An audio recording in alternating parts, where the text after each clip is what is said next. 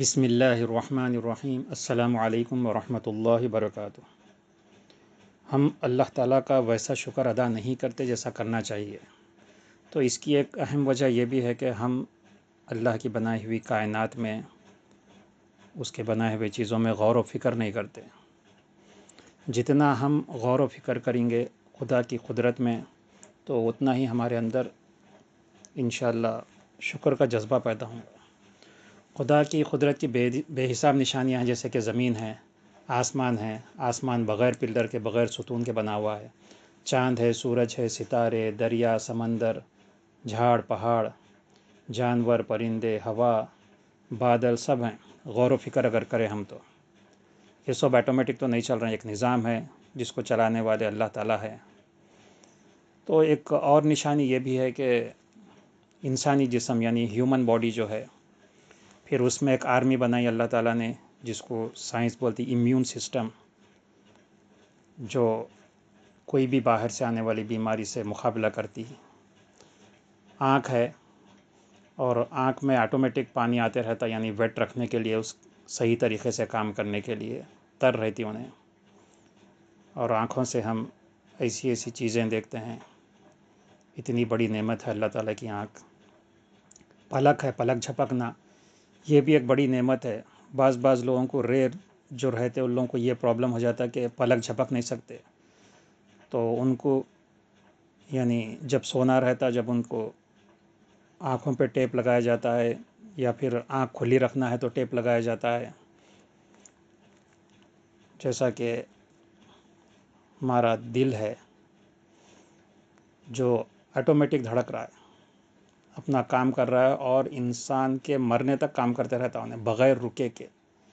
اور دیکھا جائے تو یہ ہماری پیدائش، یعنی ہماری عمر کا اندازہ ہماری پیدائش سے ہوتا ہے، لیکن اس کی عمر دیکھا جائے تو ہماری پیدائش سے بھی بڑی ہے، یعنی ہم سے بھی بڑا رہتا ہے انہیں۔ یعنی تقریباً 8 ویکس میں عموماً دل کی دھڑکن آتی ماں کے پیٹ میں، تو اس کے بعد 7 مہینے کے بعد انسان پیدا ہوتا، تو دیکھا جائے تو انسان کی پیدائش سے بھی بڑا ہے انہیں، اور اس سے پہلے سے کام کرنا شروع کر دیا، اپنی ڈیوٹی کرنا شروع کر دیا انہیں، خود بخود دھڑکتا رہتا بغیر کسی اس کے۔ سانس ہے، آٹومیٹک آ رہی جا رہی، اور ہمارا اس میں کوئی دخل نہیں ہے۔ ہر چیز ایک آٹومیٹک طریقے سے بنی ہوئی ہے، جو بغیر کسی ہماری قوت کے، بغیر ارادے کے، خود بخود کام کرتے رہتی۔ جیسا کہ لنگز ہے، کڈنیز ہیں، یہ سب آٹومیٹک چل رہے ہیں۔ دانت ہے، زبان ہے، دماغ ہے، پیٹ ہے، اور دماغ کا پورے جسم پہ کنٹرول ہے۔ دماغ جو آرڈرز دیتا اس کو فالو کرتی پوری باڈی۔ ہاتھوں سے کام کرنا، پیروں سے چلنا، دماغ سے سوچنا، یہ سب آٹومیٹک ہے۔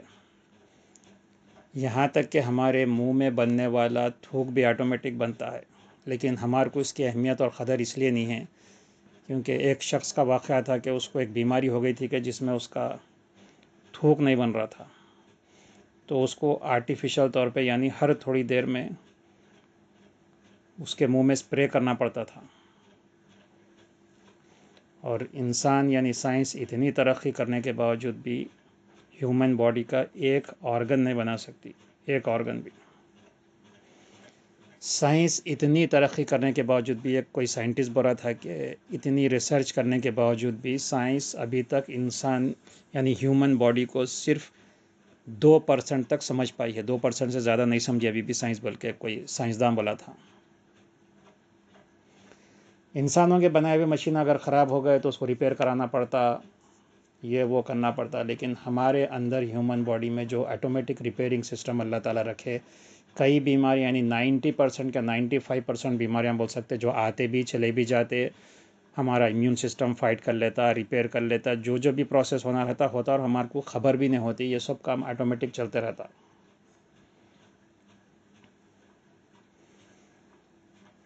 ہیومن باڈی کی قیمت کوئی لگا ہی نہیں سکتے، ایسی چیزیں ہیں، جیسا انسان بنایا سو مشینری اتنے ملین کی، اتنے ٹریلین کی جو بولتے، یہ تو پرائس لیس ہے، یعنی اس کی کوئی پرائس لگا ہی نہیں سکتے۔ یہ اتنے آرگنس، اتنی چیزیں، ناخن آٹومیٹک بڑھتا ہماری باڈی میں، بال آٹومیٹک بڑھتے، پھر ہیومن باڈی میں بلڈ ہے، آکسیجن ہے، پوری باڈی میں سپلائی ہوتے رہتا.